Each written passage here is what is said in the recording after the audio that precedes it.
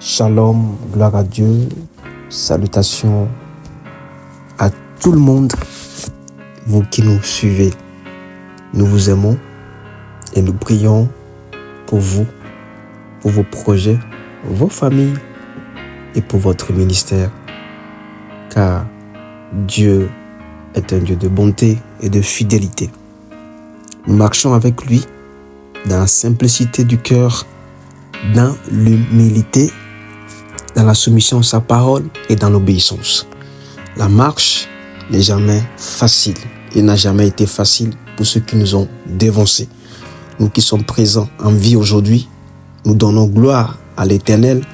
Nous bénissons notre Dieu de l'avoir connu, de l'avoir reçu comme Seigneur et Sauveur Jésus-Christ dans nos cœurs et dans notre vie pour mieux marcher et voir ce qu'il avait promis avant qu'on soit né, avant la fondation du monde, quand on était encore dans le ventre de notre maman, il nous connaissait déjà. Et la marche a été déjà prévue. Tout homme qui vient sur terre finit par marcher. C'est comme ça aussi, avec Christ, la marche chrétienne, il faut une marche. Nous voulons parler des pieds. J'aime utiliser le corps humain parce que nous sommes le corps du Christ, l'épouse de Christ. J'aime utiliser des objets, le corps humain, pour démontrer la puissance de Dieu. Tout dernièrement, nous avons parlé sur le bois pour parler de notre Seigneur. Et je vais utiliser un membre du corps, les pieds. Par définition littéraire, les pieds sont une partie de l'extrémité de la jambe et qui servent à la marche. Ça sert de support, station debout. Pour que le corps soit équilibré, il faut les pieds et les pieds servent à la marche. Nous portons des chaussures, des chaussettes, des pantalons, des jupes, des tenues vestimentaires en passant par le pied. Mais dans le Christ, on nous exige à mieux marcher. Dieu parle de déplacement, la marche, la course. Et ce soir, nous voulons révéler ce que Dieu a fait avec les pieds et ce que Dieu veut avec les pieds. Les pieds représentent la marche avec l'évangile, l'évangélisation, la marche de la foi. Il va même jusqu'à parler de la consécration des pieds. Nous verrons tout ça dans ce message. Soyons à l'écoute et que Dieu bénisse nos cœurs pour les recevoir, les appliquer. Nous allons lire un passage dans la parole de Dieu. Ouvrons nos Bibles papier, nos Bibles dans nos téléphones, sur nos tablettes, nos ordinateurs, mais nous conseillons les Bibles papier. Ésaïe 52, verset 6 à 7. Ésaïe 52, verset 6 à 7. C'est pourquoi mon peuple connaîtra mon nom. C'est pourquoi il saura en ce jour que c'est moi qui parle, me voici. Ils sont beaux sur les montagnes, les pieds de celui qui apporte de bonnes nouvelles, qui publie la paix, de celui qui apporte de bonnes nouvelles, qui publie le salut, de celui qui dit à Sion, ton Dieu règne. Alléluia. Ésaïe le prophète, un grand prophète qui a révélé même le Christ, annonce cette parole à nous qui l'écoutons encore aujourd'hui ou qui la lisons, la méditons. Il dit que sont beaux les pieds de ceux qui annoncent l'évangile, mais qui sont sur les montagnes. L'évangile s'annonce dans les hauteurs de l'esprit. Il parle des montagnes, il ne parle pas de la vallée. C'est vrai, nous traversons la vallée, les collines, mais il exige que les pieds soient sur les montagnes. La montagne représente le lieu de la présence de Dieu, l'environnement qui permet à Dieu de travailler fortement et puissamment avec nous qui sommes en Christ. sur la montagne. Dans l'Ancien Testament, ou avec ceux qui ont bougé le monde, nos prédécesseurs, nous devons aussi dans la foi, ils allaient sur les montagnes pour prier. L'intention, ils ne savaient pas que c'était juste pour s'approcher plus de Dieu, parce que quand tu es sur les montagnes, tu te vois dans les hauteurs. Mais c'est un moment intime, calme, mais plus profond et dans les hauteurs. C'était un moment pour que Dieu descende plus vite, même je dirais, pour qu'il ne descende pas jusqu'à dans la vallée. Bon, je suis en train de l'expliquer par inspiration, mais écoute très bien. Dieu veut que ton évangile que tu veux prêcher ne soit pas un évangile de bassesse, un évangile léger, dilué, un évangile, au lieu d'amener les cœurs au Père, plutôt les détourne de la voie, le bon chemin, au lieu d'ouvrir la connaissance, de renouveler les mentalités, d'éveiller l'esprit. Plutôt cet évangile égare les gens. Non, il dit que il y a une beauté qui va s'afficher quand tu parleras de Christ. Tu parleras de Dieu, mais de rester sur la montagne. Mais en premier lieu, d'apporter la bonne nouvelle. La bonne nouvelle, c'est l'évangile de Christ. Christ qui est venu, qui est mort en passant par la croix, ressuscité le 3e jour et qui revient bientôt pour juger le monde entier. L'évangile de Christ crucifié. Il dit publie, apporte la bonne nouvelle, pas une mauvaise nouvelle. Nous aimons les matins écouter les mauvaises informations. Quand les gens disent dans le news, mais c'est des mauvaises nouvelles qui perturbent notre journée, qui nous déconcentrent, nous font désespérer de la vie. Et il dit apporte aux familles, à toute la nation, la bonne nouvelle. Bien-aimé, le seul livre, la Bible, a la bonne nouvelle. Le seul livre qui a la révélation, qui est bonne et qui change des destinées, c'est la Bible. Vous savez, la Bible n'est pas un roman, n'est pas des histoires, des contes de fées. La Bible, c'est Dieu écrite sur papier. Avant, c'était les parchemins. Mais on nous conseille d'apporter cette bonne nouvelle partout dans le monde entier, jusqu'aux extrémités de la terre. Mais de mieux l'apporter en restant continuellement dans la présence de Dieu. Sur les montagnes, c'est rester près de Dieu, en contact avec le Saint-Esprit pour nous révéler les choses cachées qui sont dans la parole de Dieu, révélées au monde entier. Parce que le monde entier attend avec un ardent désir la révélation des fils. Il dit de publier la paix. L'évangile n'est pas un évangile de guerre, de division, d'incompréhension, mais c'est un évangile de paix. Le monde a besoin de la paix, pas la paix que le monde donne, mais la paix de Dieu, la paix dans le foyer. On assiste à beaucoup de divorces aujourd'hui. On assiste plus des communions fraternelles, envie, jalousie de côté. Dieu dit, utilise l'évangile pour apporter la paix. Là où les gens ne se comprennent pas sur un sujet assez simple, là où les gens s'embrouillent, ils se déconnectent de la grâce sans le savoir, en se disputant, en créant des zizanies. Dieu veut et souhaite que tu amènes l'évangile de paix. Et l'évangile de paix quitte le cœur qui a la paix avant de le publier. Si vous n'êtes pas en paix, vous ne pouvez pas publier la paix. Si vos assemblées n'ont pas la paix, ils ne peuvent pas refléter la paix. Si l'homme de Dieu, le berger, le responsable, le leader ou celui qui apporte le message n'a pas la paix, ce n'est pas la peine. Parce que ce qui sort de notre bouche a de l'effet sur la vie des gens, a le pouvoir de contrôler les destinées. Donc faisons attention de publier l'appel et d'apporter le salut. Le salut des âmes. Aujourd'hui, le ministère de l'évangélisation, de l'évangéliste est négligé, oublié. Gloire à Dieu, ça se réveille.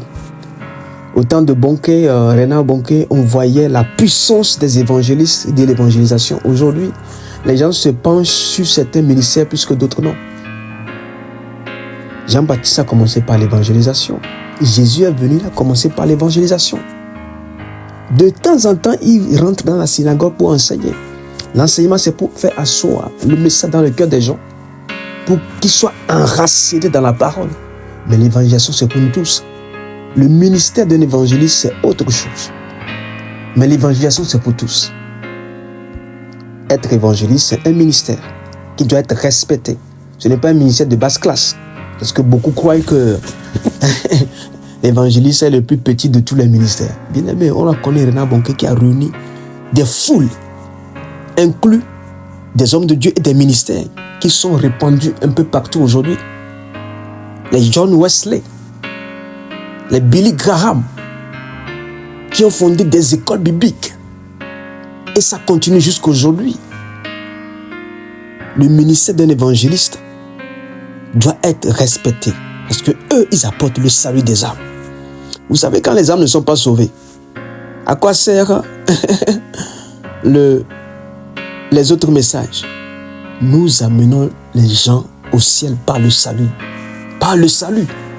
Jésus est venu, il a prêché la repentance. Quand il faut sauver, il faut prêcher la repentance. Et nous venons prêcher la repentance. Toi qui m'écoutes, si tu n'es pas encore en Christ, je te demande simplement de donner ta vie à Jésus-Christ. Confie-lui ton cœur, donne ta vie entièrement et répands-toi de tes péchés, de ta vie du monde. Et viens en Christ et commence par l'adorer en esprit, en vérité. Les pieds doivent annoncer l'évangile. C'est-à-dire nous devons prendre à cœur le ministère de l'évangélisation, le ministère de l'évangéliste. Toi, évangéliste qui m'écoute, sache que tu as besoin d'être consacré, d'être humble pour évangéliser. L'évangélisation, ce n'est pas démontrer simplement la puissance, guérison, délivrance, miracle, prodige. Mais il y a des bases, des béabas, l'humilité. Jésus savait qu'il devait envoyer les disciples au front, dans la mission. Mais il a posé un acte prophétique qui m'a touché. J'aimerais le lire dans la parole de Dieu. Jean chapitre 13, le verset 12 à 17. Jean chapitre 13, verset 12 à 17. Après qu'il leur eut lavé les pieds et qu'il eut pris ses vêtements, il se remit à table et leur dit: comprenez-vous ce que je vous ai fait? Vous m'appelez maître et seigneur et vous dites bien, car je le suis.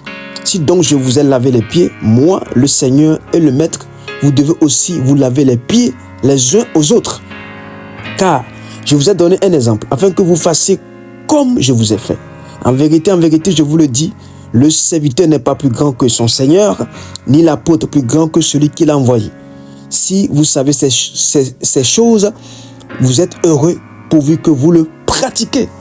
Amen. Gloire à Dieu, pourvu que vous le pratiquez. La connaissance n'exclut pas la pratique. La révélation n'empêche pas d'obéir à la parole de Dieu. Jésus a lavé les pieds de ses disciples. Imaginez, en ce temps, il marchait beaucoup, il se déplaçait beaucoup d'un lieu à un autre et il revenait avec les pieds sales. Et Jésus a pris une bassine, a mis de l'eau et les a lavé les pieds. Le maître a lavé les pieds à ses disciples. Normalement, c'est aux disciples de le faire.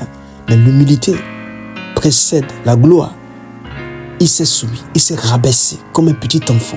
Un jeune enfant qui veut prendre soin des grands frères. Il s'est vu petit. Dans l'évangélisation, si on ne se voit pas petit, on ne peut pas gagner le cœur des âmes. Parce qu'on va rencontrer toute catégorie de personnes. Nous devons être humbles. Il s'est humilié, il a lavé les pieds. C'est-à-dire, c'est de montrer que l'évangélisation ne doit pas être sale. Les pieds représentent l'évangélisation. La beauté, il faut une beauté, pas de saleté, pas de péché. Notre évangélisation ne doit pas être liée par le péché. Tu ne peux pas être évangéliste ou dans l'évangélisation et se baigner dans la boue du péché. Nous devons être propres, purs, saints. Il a commencé par les pieds. La marche sanctifiée, la marche purifiée. Jésus a démontré que vous pouvez aussi le faire pour les autres. C'est-à-dire l'amour. Ça prouve l'amour envers les autres. Malgré l'état de la personne, tu dois le laver. Tu dois, je ne parle pas physiquement, je parle spirituellement. C'est-à-dire tu dois l'accepter. Prends soin de lui. Lui prêcher l'évangile jusqu'à ce que les saletés, les déchets, les poubelles spirituelles qui sont dans sa vie soient nettoyées. Il nous envoie à nettoyer la vie des gens. Beaucoup ont de cœur rempli de rancune, d'envie, de jalousie. Des gens sont souillés. Il nous amène par le sang de Jésus-Christ à aller nettoyer des vies qui n'ont plus de sens, des vies qui sont plongées dans l'alcool, dans la drogue, dans l'opium, dans l'homosexualité, dans la transgénéralité, la dénaturalisation, toutes sortes de perversités. Bien aimé, je pèse mes mots parce que c'est important. Les gens, leurs vies sont souillées. Ils n'ont plus une conscience d'humain. Ils vivent comme des animaux, des sauvages. Les gens n'ont plus le cœur d'amour. Mais Jésus dit, qu'importe ce qu'ils présentent comme nature, allez, humiliez-vous. Prêchez-leur l'évangile qui transforme et qui change les cœurs. Pas facile. Tu t'imagines, tu prends quelqu'un qui longtemps n'a pas pris sa douche, il pue, il est sale, et Dieu te dit, prends soin de lui. Avec le Saint-Esprit qui est en toi. Le diable te dira, non, tu es trop beau, tu es trop propre, tu es trop pur, n'y va pas, non. Le Saint-Esprit, Jésus te dit, vas-y, moi je le fais à mes disciples. J'étais le maître, mais je me suis humilié. L'humilité gagne des âmes. L'humilité amène les vies à Christ. Il ne s'agit pas de réfléchir et voir notre condition, notre confort, notre aisance. Non, il dit, oublie-toi. Renonce à soi-même. Renonce à toi-même. À tout ce que tu es et tout ce que tu fais. Va et gagne ce cœur. Gagne cette âme pour moi, te dit Jésus. Bien-aimé, il faut l'humilité. Et il a fait, il dit, quand tu le feras aux disciples que tu as dans ton entourage, dans ton équipe, ou devant toi, ou vers qui tu iras, eux aussi, en voyant toi l'exemple, toi le modèle, ils feront pour les autres. C'est la reproduction du modèle. Vous savez, quand vous prenez les modèles des voitures, quand on prend par exemple Toyota, les anciennes Toyota ont été reproduits, mais c'est juste que chaque année qui passe, on sort d'autres modèles, mais c'est toujours la même marque. Vous êtes la même marque de Christ. La marque n'a pas changé. C'est Jésus-Christ de Nazareth qui est en toi. C'est juste le fonctionnement. C'est-à-dire la manière d'apporter. Ça peut s'agrémenter. On peut ajouter pour que ça fasse mieux. Jésus ne refuse pas, mais il dit fais-le quand même. Garde ma marque, la marque de Christ, pas la marque de la bête, la marque du Christ, c'est-à-dire l'empreinte de Christ dans notre cœur. La vie de Jésus-Christ va communiquer aux autres. Va multiplier ce que tu as reçu. Utilise ton don, ton talent, le message que tu as reçu, les grâces qui a été transmises en toi. Fais le domaine pour les autres. Et il a fait. Il dit allez vers d'autres personnes, des nations, des communautés. Allez vers des peuples et gagne-leur pour moi. Gagne leur cœur pour moi. Amenez-les comme je veux les voir. Quand tu es transformé dans la présence de Dieu, là, leurs pieds sont transformés avec Jésus-Christ. Il veut aussi qu'il y ait d'autres transformations dans d'autres environnements. Et c'est un mandat. C'est un mandat qui nous donne d'aller. Lève-toi là où je parle au nom de Jésus-Christ. Dieu te confie une nation, te confie une ville, te confie une assemblée, un groupe de personnes, une église de maison, les chefs d'entreprise, les autorités politiques. Il dit va, lave-leur les pieds, sois humble. Alléluia. Et il y a un homme de Dieu appelé Moïse qui s'est soumis. Il était dans le feu. Il était face à un feu. Mais Dieu l'a appelé à se soumettre. Nous lisons la parole de Dieu. Exode chapitre 3, le verset 3 à 6. Moïse dit, je veux me détourner pour voir quelle est cette grande vision et pourquoi le buisson ne se consume point. L'Éternel vit qu'il se détournait pour voir, et Dieu l'appela du milieu du buisson et dit, Moïse, Moïse. Et il répondit, me voici. Dieu dit, n'approche pas d'ici. Ôte tes souliers de tes pieds, car le lieu sur lequel tu te tiens est une terre sainte. Et il ajouta, je suis le Dieu de ton père, le Dieu d'Abraham, le Dieu d'Isaac et le Dieu de Jacob. Moïse se cacha le visage car il craignait de regarder Dieu. Waouh, le grand Moïse. Il voyait un buisson qui ne se consume pas. Vous savez, le feu du Saint-Esprit ne se consume pas. Ce n'est pas un feu ordinaire, un feu physique, un feu qu'on allume avec des bois. Le feu du Saint-Esprit ne se consume pas. C'est un feu que tu ne peux même pas toucher du doigt comme ça et sentir. C'est un feu spirituel, un feu éternel. Il était face à un buisson qui ne se consume point. Le buisson est là, le feu est dedans, mais qui ne se consume pas. C'est comme ça que nous devons être. Chaque fois alimenter le feu qui est en nous. Que le feu ne se consume pas. Que le feu ne diminue pas. Que le feu ne diminue pas. Que le feu continue pas à monter. Là on dit le feu ne se consume. Ça brûle le buisson, mais ça ne se consume pas. C'est un feu qui est rechargé tous les jours.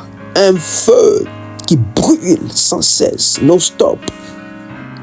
Et il était impressionné de voir cela. C'était trop beau en ce temps, je pense. Mais Dieu l'a demandé d'enlever ses souliers. Parce que là, c'est une terre sainte. Vous devez avoir le feu du Saint-Esprit, mais marcher dans la sainteté. C'est-à-dire, il pouvait marcher avec le feu là qu'il voyait, mais dans la sainteté. Dieu exige la sainteté. Bien aimé, ce n'est pas une option, mais c'est une obligation d'être saint. Notre Père, notre Dieu est saint.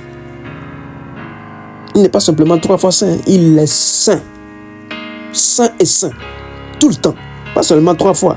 Plusieurs fois saint jusqu'à l'éternité. Il dit, n'approche pas ici, ôtez les souliers. Les souliers sont une embuscade, un blocage pour rentrer dans la présence de Dieu. Ôte les souliers, c'est-à-dire ôte le vieil homme, ôte l'ancienne vie, ton passé, ôte ce qui peut te déranger à rentrer complètement pour se saturer de la présence de Dieu. Qu'est-ce qui t'empêche à rentrer dans la présence de Dieu? Ôte-le. La Bible déclare que Jean-Baptiste a vu Jésus. On dit, voici l'agneau de Dieu qui ôte le péché du monde.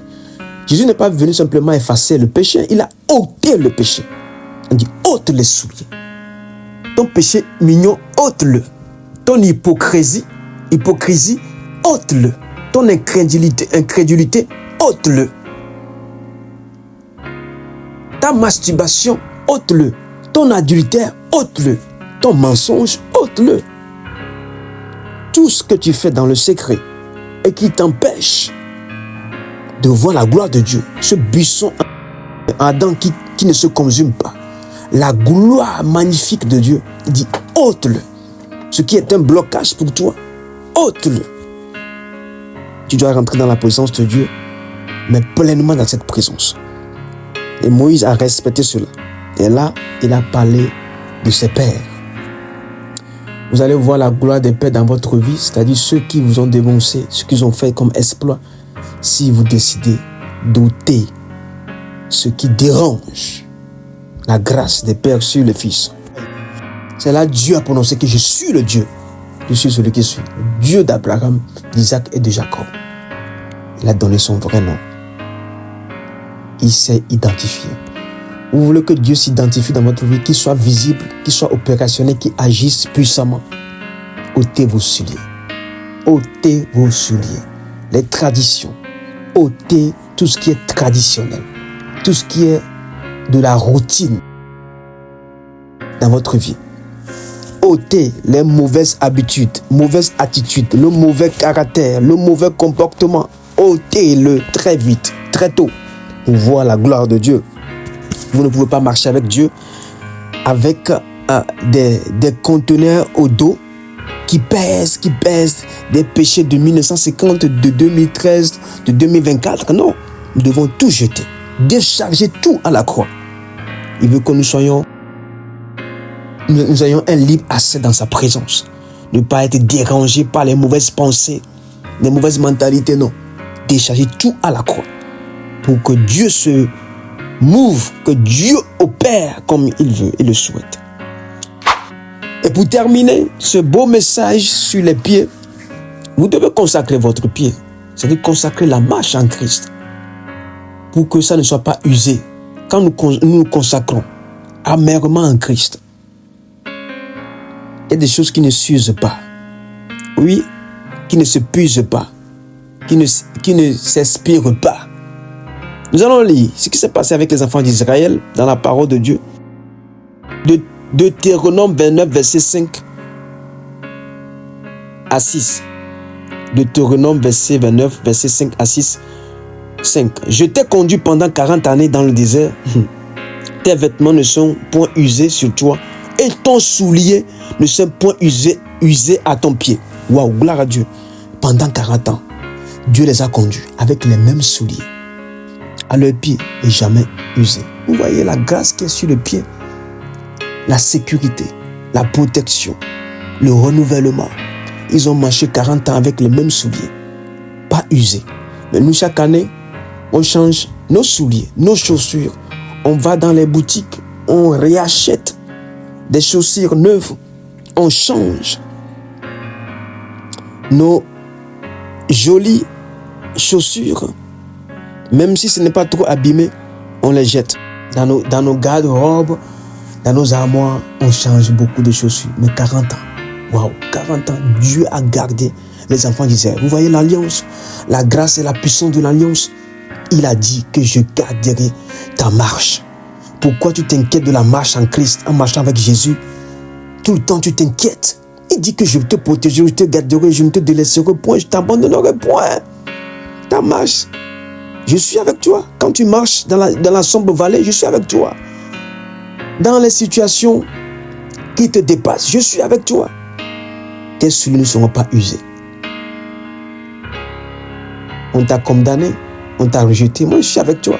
Les enfants disaient pendant 40 ans, malgré ils ont oublié tout ce que Dieu a fait en Égypte, mais il a permis que les souliers restent intacts, restent originaux.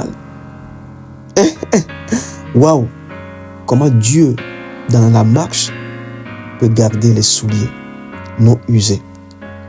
Merci Seigneur de nous garder dans la marche. J'aimerais prier pour toi, pour que tu consacres ta marche en Christ. Aujourd'hui, nous voulons marcher comme cela nous semble bon, par nos propres intérêts. Nous voulons marcher en faisant qu'à notre tête, nous voulons marcher pour plaire aux gens, pour démontrer que voilà, Dieu, il est un Dieu qui accepte tout et n'importe quoi. Non. Dieu veut qu'on marche d'une manière digne de son nom. Il ne veut pas une marche avec des pieds et souliers usés.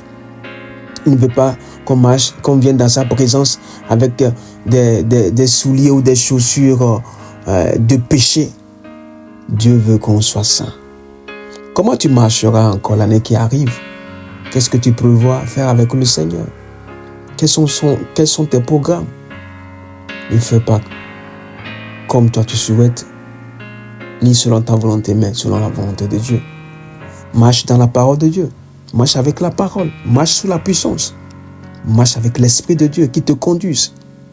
C'est lui qui dit qu'il te montrera la voie à suivre. Pourquoi tu veux marcher sur ton propre chemin, non sur le chemin de Dieu? Attention, qui t'ouvre les yeux. Revois ta marche si ça ne va pas. Revois ta marche. Vous savez, chaque personne a une démarche. Quand quelqu'un marche, tu sais que ça, c'est comme ça l'habitude de marcher. Mais quand la démarche change, ce que nous voyons aujourd'hui, quand la démarche change, on sait qu'il y a quelque chose qui ne va pas. Ah oui, un homme marche comme un homme marche et une femme marche comme une femme marche. Mais quand ça change, on le sent. On le sent. Et quand quelqu'un devient orgueilleux, qui commence par marcher, on le sent. C'est comme ça dans le spirituel aussi. Quand la marche ne correspond pas à la parole de Dieu, à l'évangile, à la sainte doctrine, à l'évangile authentique, on le saura.